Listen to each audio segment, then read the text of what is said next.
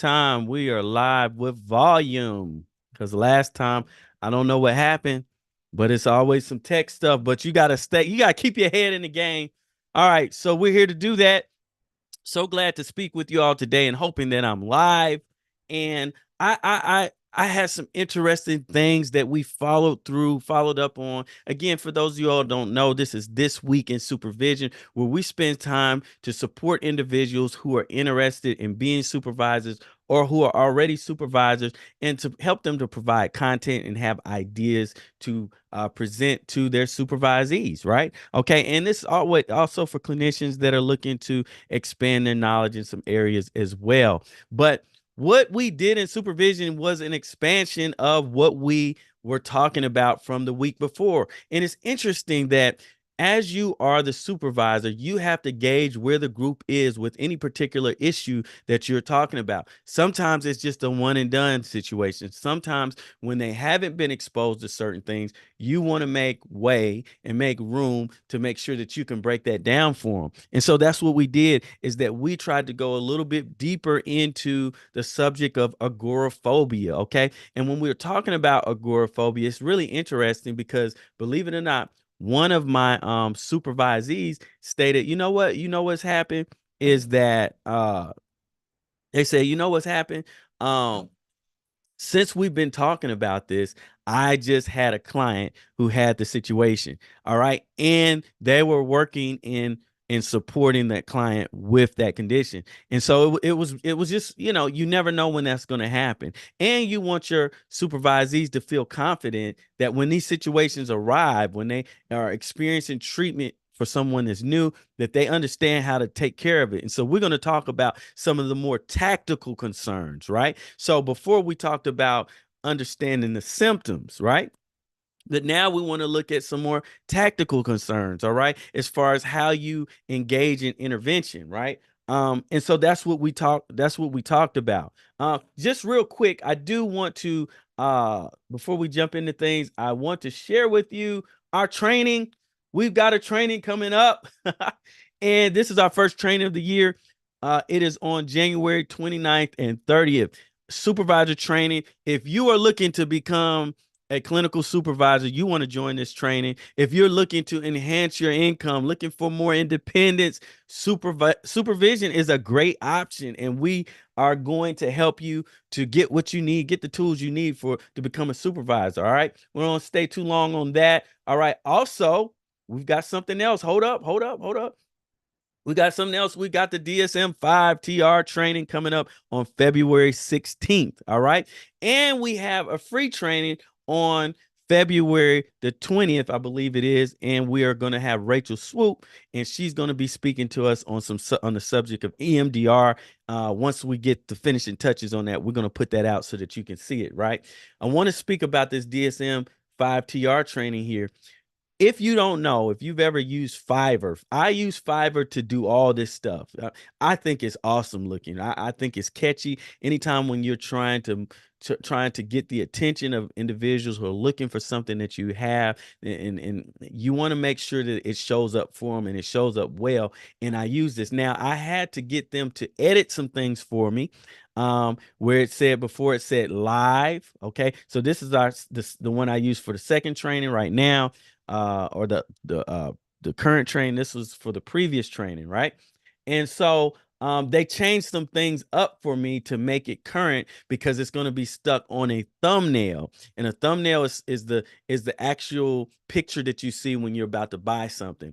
I get all of this from Fiverr, and they did this for probably, I don't think it was even $30. I think it was less than that. I try to tip them. But they did this and they did the edits. I think this was actually I could have gotten this done for about $5 or $10, but I wanted some extra files. All right. Anyway, great place to get your work done.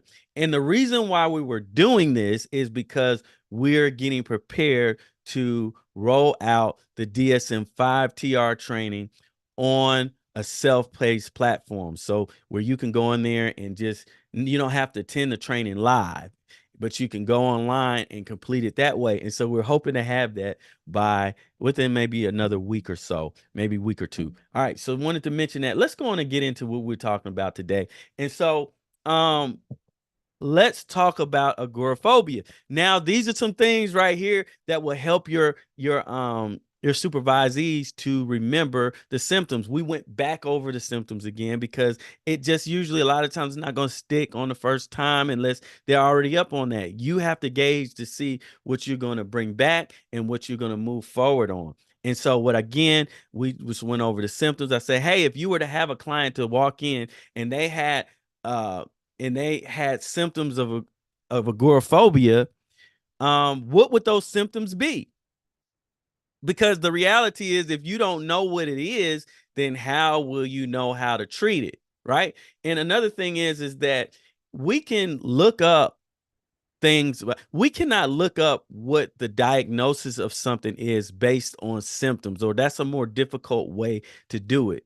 We can more easily look it up by understanding this is the diagnosis, and then we get the symptoms spelled out. In other words, what I'm saying is, if I just said, hey, they had panic, they were being short of breath, I can't go into the DSM and look that up that way.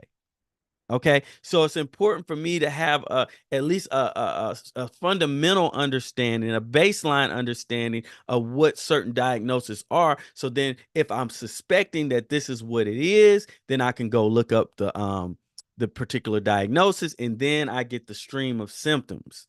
But so, and that's why we're pushing. Like, do you know the symptoms?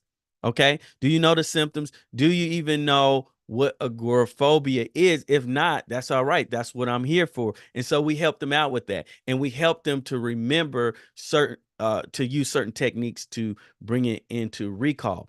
And so one thing is, if you're looking at agoraphobia, we're looking at transportation, fear of public transportation. Okay. If you think of somebody that is afraid to get on a plane, again, they may have agoraphobia. All right.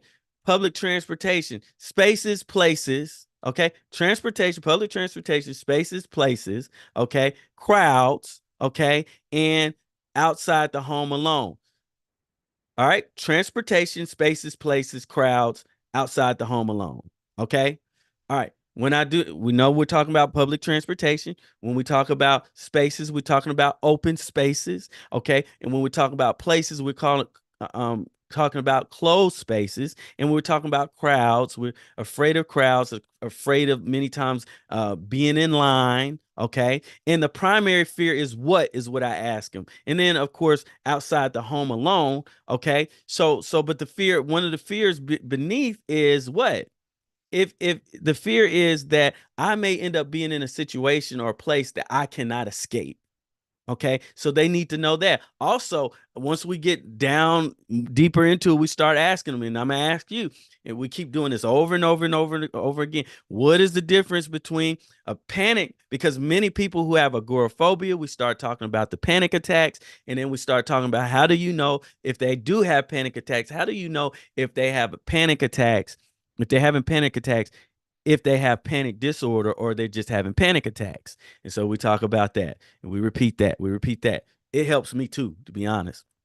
And so then we learn that, okay, with the panic disorder, the primary difference between a panic disorder and a panic attack is that what?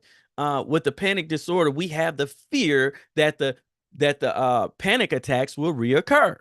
As a matter of fact, the fear is so prominent that we may avoid certain situations that impact our social, occupational, interpersonal, or other interests, concerns, those concerns, to where when that starts being impacted, then we start knowing that we've got a real situation. There may be a panic disorder. Panic disorder is strongly linked to agoraphobia. As a matter of fact, agoraphobia used to be under the umbrella, or under, it used to be considered a panic disorder. Okay. I believe don't quote me wrong if I'm wrong, but I believe it's under anxiety disorders now. Okay. It's separated. They did that in 2013, I believe, with the DSM changes. So they're closely linked. I don't want to get too far on that, but all right. So what we looked at is we wanted to see, how do you do the tacticals? Okay. How do you do the tacticals? We're at 38, 40. Okay. We're already at 10 minutes. And this is the thing. What would you do? Brought up the scenario. What would you do if you had to treat someone who says, "Hey, I'm afraid of driving cross bridges, and on the highway. And the fear that I have is that, you know what? I have a fear that what will happen once I get on the road is that I'll get dizzy, I'll pass out, and I'll wreck, and basically I'll die. Again, the underlying emotion or fear many times with phobia is the fear of death, as we talked about. Okay. But what would you do to help them out? What are some things that we might need to look at? Now, we talked about what limiting beliefs are, and the understanding what a limiting belief is. A limiting belief pretty much says that if I do this, then this will happen, and it's something negative. We want to negotiate the limiting beliefs with them, get them to rethink that. Okay, that's one way of looking at it. The limiting belief has to be changed, but in order for it to change, we have to put some perspective on it. Let me ask you this: what is the limiting belief that I just mentioned with the person who is afraid of driving in the open spaces, on the road, the highway, things like that? What's the limiting belief? This is the thing that we're working to adjust from them. And we can't miss that. We can't miss that. What is it? Did you even catch that was something that needed to be the focus instead of just trying to treat the whole of agoraphobia? This person said that they would get dizzy. Now you can do it. It's multiple ways to do it. But the dizziness, if that was me, then I'm going to question more about the dizziness. What am I going to question? Has that occurred before? Have you been dizzy to the point of where you became faint? Or tell me about a time when you became dizzy and you passed out. Or tell me about a time that you experienced dizziness and it impacted you in any way negatively. The assumption sometimes from us could be that they often experience dizziness. And we have to understand that with these phobias, they're irrational. The thinking is many times irrational. It doesn't make any sense to them or to anybody else. A lot of times, once they recognize what they're really fearful of, they're looking at it like that's crazy. That doesn't mean it's solved. Okay, so that's something that we have to think about, is that it's irrational. Like I was telling you last week with pricking my finger with the diabetic thing. I hope I ain't grossing you out again. But I thought that I would bleed out. I didn't even know that that's what the underlying fear and the underlying thought was. And so it's possible that if we could remove that fear of passing out, then we may not have the agoraphobic symptoms at all or as much. All right. And so in this example here, we're going to see a demonstration of the therapist. Now, this is the second time I've done this, and I still don't have the thing up.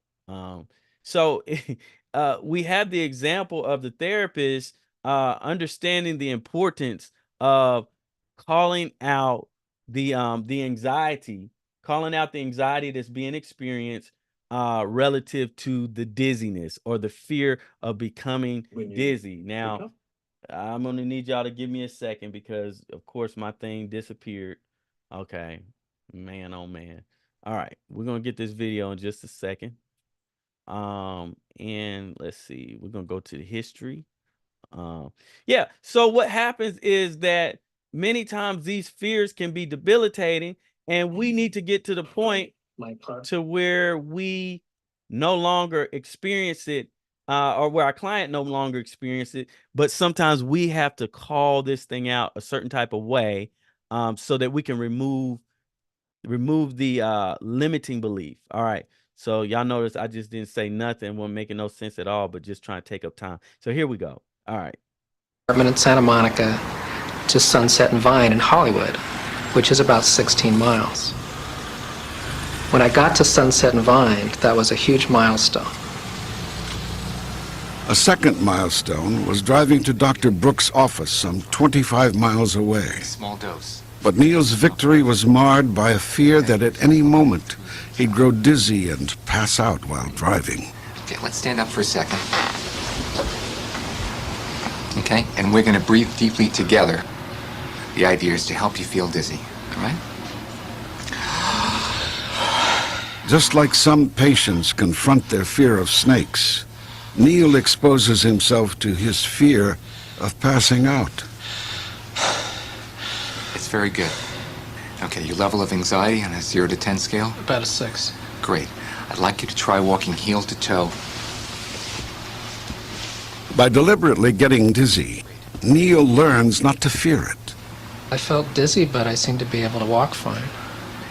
Okay, so even though you felt dizzy, your balance and coordination was just fine. How would this be if you're dizzy while driving then? Well, I guess I could drive the car still. Through the therapy, Neil expanded his safe zone up the California coastline.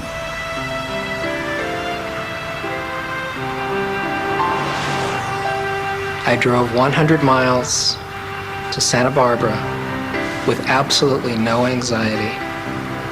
A few days later, I packed up my car, headed out from Santa Monica, my destination being Oakland to visit my parents. And this is about 500 miles.